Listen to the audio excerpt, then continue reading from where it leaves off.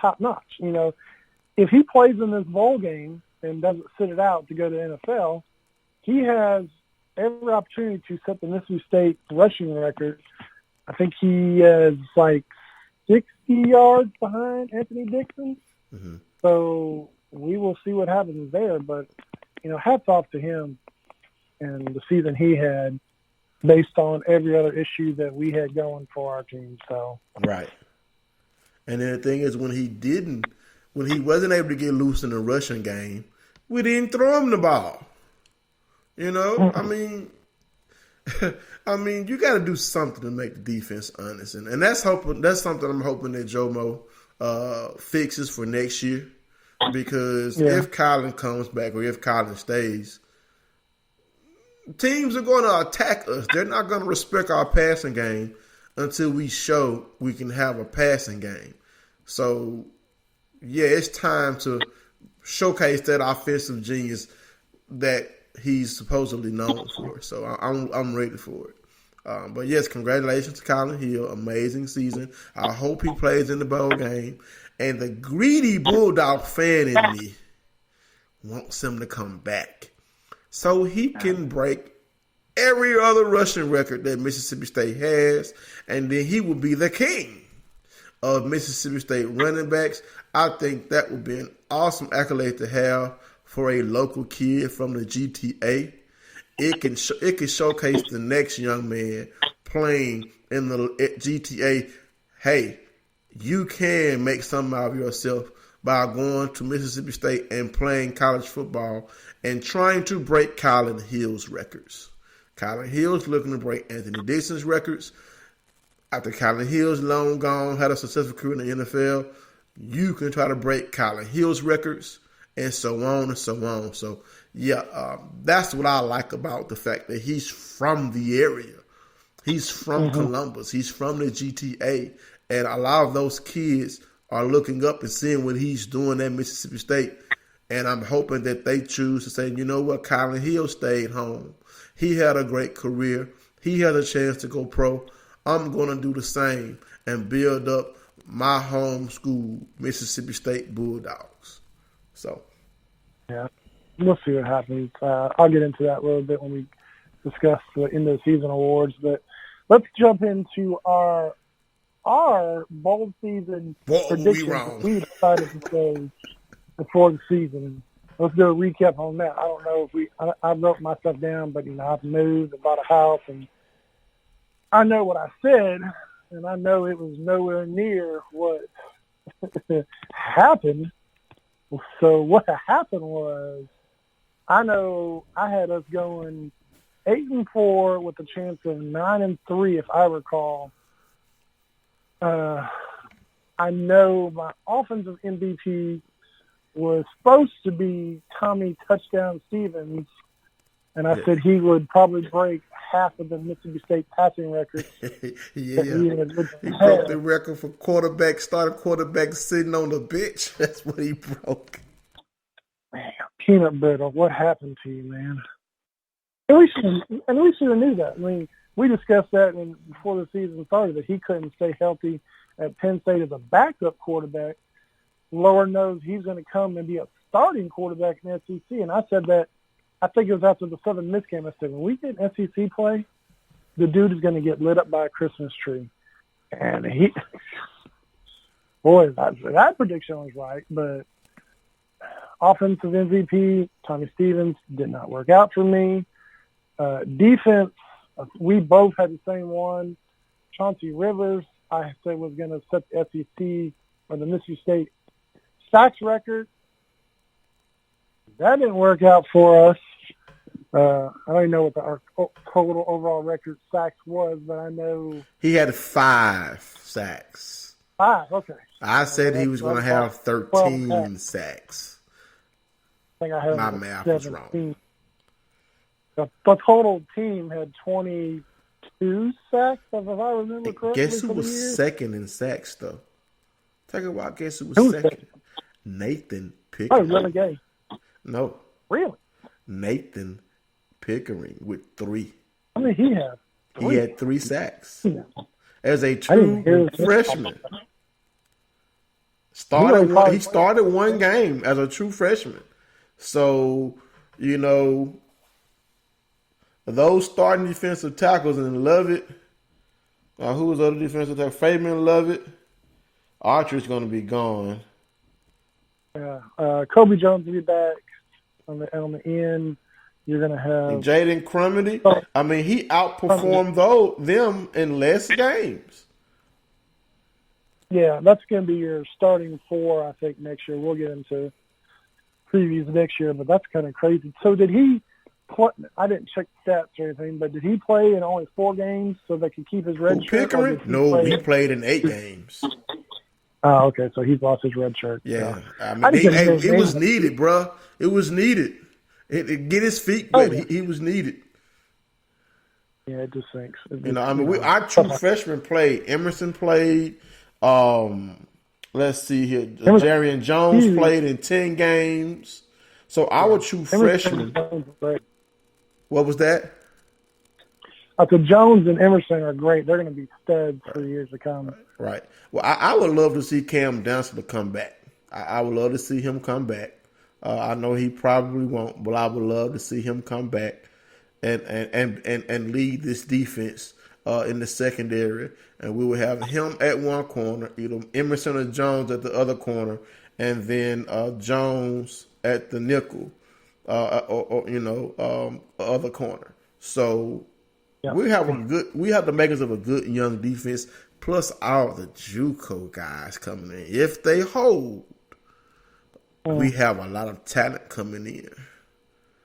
So it's gonna be interesting, and then I think that's one of the reasons why JoMo kept his job, and we'll get into that a little bit later on. But go back to your bowl predictions. You know what yours were? Oh, my offensive bowl prediction, I think, was Stephen Guidry. Boy, was I wrong. Boy, was I wrong. Your bowl prediction, we were going to have multiple receivers over 500 yards. Wrong. I said 1,000. I think 1,000 yards, I think. Yeah, we couldn't get one over 500 yards. Dedrick Thomas led the squad in receiving, 390 yards, 29 receptions, 2 touchdowns. Osiris Mitchell was behind him, 383 yards, 5 touchdowns.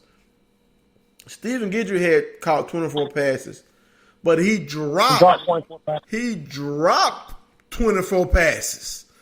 I'm ad-libbing there, but it looked like he dropped 24 passes. I mean, balls hitting him flat in the hands, and he's dropping. Somebody was wrong on the recruitment on that one, Mike. Yeah. I mean, here's the thing. Don't get me wrong. I think the FCS level of football is pretty good. You realize he was going to an FCS school coming out of high school. He was at McNeese State, left McNeese State, went to Hines, and basically ate at that level. But at the SEC level, no, he was not ready. It just shows in his 2 years at Mississippi State that he did not play like a number 1 wide receiver. And I'm a fan of Stephen Guidry. You know what I'm saying? Yeah. I feel let down by his performances. I'm a big fan of his. So, hey, sometimes you got to look at those rankings and just sweep them under the rug, because we need to go ahead and get Brownlee, the West Point native, out of Last Chance U. We need to get him in Starkville. Yeah, he's had a season. I think he's got over 1,100 yards. We need to get him. He is a gamer. Have they even offered him? I haven't looked to see. I'm gonna have to go I look. saw he tweeted the other night that he was gonna announce where he was going, but I'm like, have we even offered this guy? Because when he came out of West Point, we were talking about him as fans, that we needed him, that he was a gamer. He was. And that he don't pay attention to his size. Pay attention to this dude's heart. And I don't know what's going on. There's a couple of recruits that are in Starkville that I think they're so high that are I won't say game changers, but they are Rufus Porter. And they probably won't even touch them. We're over here shooting in the dark, trying to catch kids out of California, and we got kids that want to stay home that are talented and may go, but might go. I don't even know where he may go. He might go to like Memphis or something like that and just be a game changer up there. And we're like, well, we let another one go. I mean, hey, look at the kid from Yazoo. What he's doing at Memphis, Gainwell, balling. Memphis takes our Mississippi kids and turns them into NFL stars. Look at Darren Henry. Henderson. Darren Henderson out of South Panola. You know what I'm saying? He was up there for talked about being a Heisman contender before he faltered late in the season. I mean, Kenan Gainwell out of Yazoo, up there balling as a true freshman. I mean, don't get me wrong. We know we can't get every kid from Mississippi, but we got to get the kids that are talented. I mean, hey, look at Ole Miss. Snoop Conner. He was committed to Memphis, and Ole Miss offered him, like, we should have been after Snoop Conner. He's a good running back. And with the running back depth that we have, we spent it on that JUCO running back that could not enroll on time, and he could not contribute. Snoop Conner could have at least contributed to your team this year. Yes, we had Witherspoon. I like the running backs we have committed now, but still, they were looking at that guy to compete. And I don't even remember his name now, and I'm not going to even look it up because basically he was kind of a waste of a scholarship. I hope he can do something in his next year in the maroon and white. You referring to Kareem Walker? Who? You referring to Kareem Walker, the running back? The running back, Kareem Walker. Who is that? That's his name? Yeah, that's the running back out of Michigan that that didn't get to play. Who? Mike Jones? Mike Jones. I'd rather have Mike Jones rapping than Kareem Walker trying to qualify to get in state. Yeah, but anyway. I mean, we'll see with Kareem Walker. Like, I'll just go ahead and give a shout out to Kareem Walker because we're getting ready to see what he can bring to the table in this bowl practice because it'll be open up to the media, so they'll actually get to see what he can do because he may be the starter next year. We'll get into that later on, but we were talking about recruiting. The one thing I can say about Dan Mullen and his recruiting, like they were horrible and lazy on getting out-of-state talents, but they found some diamond in the roughs, 2 and 3 stars. Did they? That were nothing that became something. And I'm referring to you've got Dak Prescott, you've got Bernard King, you've got Jonathan Banks. These are all 2 and 3 stars. You got some Dion Calhoun. Yeah, I mean starting for the Green Bay Packers, mind you. You talking about Elton Jenkins? Yeah, Elton Jenkins. I'm sorry. But Calhoun's playing for the Dolphins, I think. Yeah, sorry about that.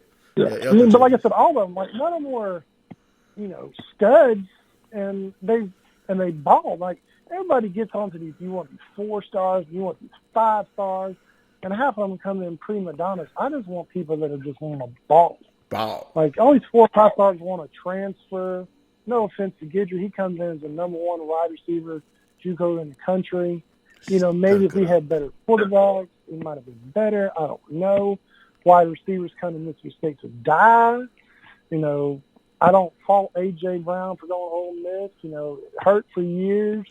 He's getting paid. He's playing NFL. He's not doing bad. Go easy on that now because we're trying to hold on to another highly touted wide receiver that I've been a fan of since he was in 10th grade out of Callaway, Malik. I'm hoping that he keeps his commitment to Mississippi State. Oh, yeah. But with our putrid passing attack. And congratulations to you, Malik, becoming a father.